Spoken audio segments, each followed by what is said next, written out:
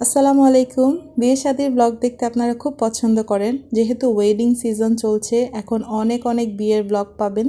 আজকে আপনাদের সাথে শেয়ার করছি আমার বোনের এঙ্গেজমেন্ট ব্লগ। আজকের ভিডিওতে একটা বিয়ের কবুল পড়ানো থেকে A to Z সব কিছু শেয়ার করব আপনাদের সাথে।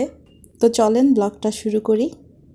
প্রতিটা মেয়েকেই বিয়ের সাজে সবচেয়ে বেশি সুন্দর লাগে। স্ক্রিনে যেই সুন্দরী আর কিউট বউটা দেখতে পাচ্ছেন, এটা আমার ছোট বোন, আমার কাজিন। ওর আজকে এঙ্গেজমেন্ট কাবিন দুইটাই আর কি, আক্ত যেটা। তো প্রথমে শুধু এঙ্গেজমেন্ট হওয়ারই কথা ছিল, বাট ফাইনালি আলহামদুলিল্লাহ বিয়েও হয়ে গেছে। সো ও খুবই সুন্দর করে সেজে গুজে বসে আছে, আর ব্রাইড এত সুন্দর হাসি দিয়েছিল অল টাইম। তো ওকে এমনিতেও খুব সুন্দর লাগছিল।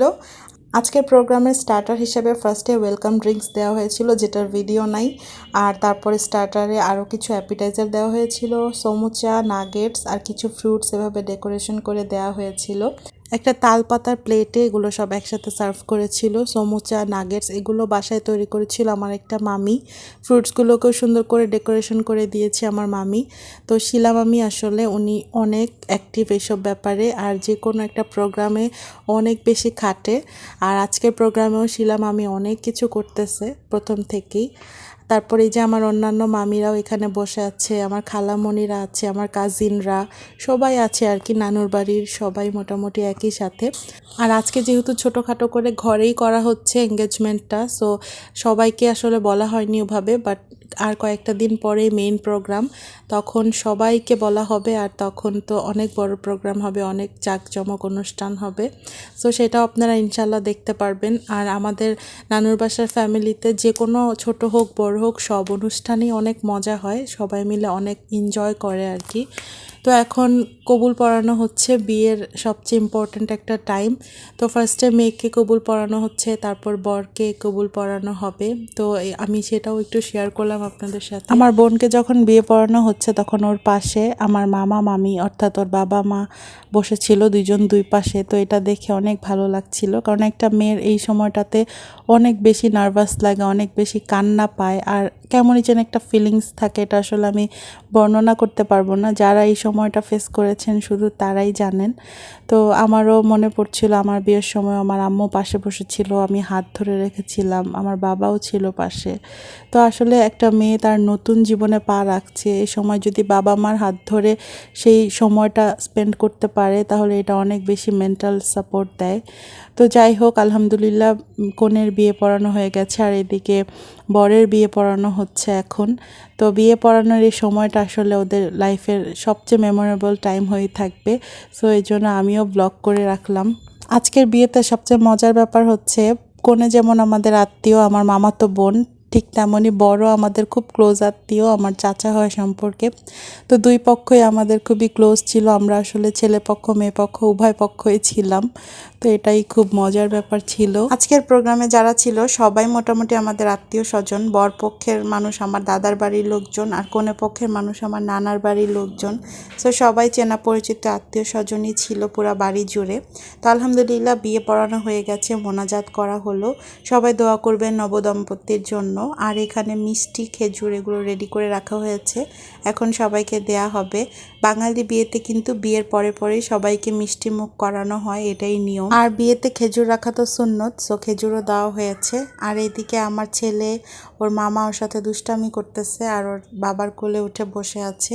আমার ছেলে কোথাও গেলে কোল ছাড়তে চায় না, কখন ওর বাবার কোলে কখন আমার কোলে, মানে কোলেই থাকতে চায় অল টাইম। সবাই ওর সাথে ছবি তুলতে চায়, কিন্তু আমার ছেলে এত বিরক্ত করে কোথাও গেলে, কি আর বলবো।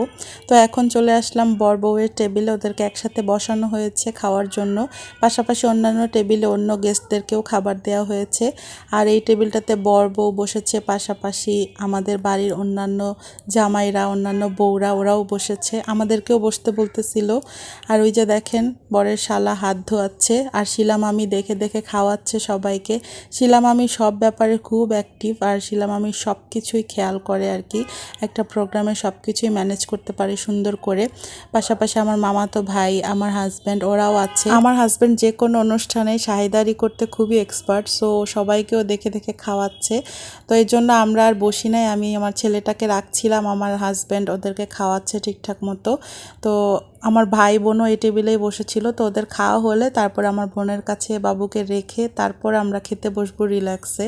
তো এই জন্য এখনও আর বসি নাই। এদিকে জামাইকে সাগরনা দেওয়া হয়েছে, আমরা তো ঢাকার ভাষায় সাগরনাই বলি, আপনারা কি বলেন কমেন্ট করে জানাবেন। আর কয়েকটা দিন পরেই ওদের মেইন প্রোগ্রাম হবে, তখন ইনশাল্লাহ আরও অনেক সুন্দর অনুষ্ঠান হবে, আরও অনেক মজা হবে, অনেক রিচুয়ালস হবে। তো তখনও আবার ইনশাল্লাহ শেয়ার করব আপনাদের সাথে। তো সবার মোটামুটি খাওয়া দাওয়া হয়ে গেছে, আমরাও খেতে বসে পড়লাম। আজকের খাবারের মেনুতে অনেক আইটেম করা হয়েছিল।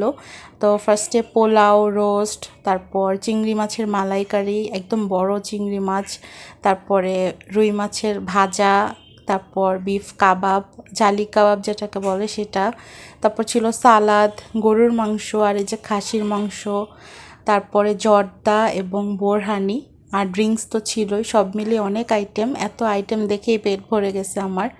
তো এখন ফাইনালি আমাদের নতুন কাপল ওরা ওদের ওয়েডিং কেকটা কাটছে দুইজনে মিলে। মাশাল্লাহ ওদেরকে দুইজনকে একসাথে খুবই সুন্দর লাগছে।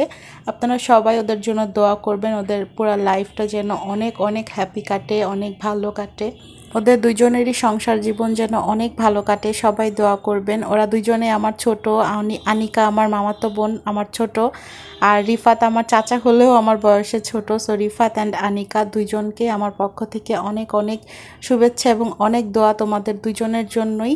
তোমাদের ম্যারিড লাইফ যেন অনেক ভালো কাটে, দোয়া রইল। সো আপনারাও দোয়া করবেন এবং আজকের মতো বিদায় নিচ্ছি। আল্লাহ হাফেজ।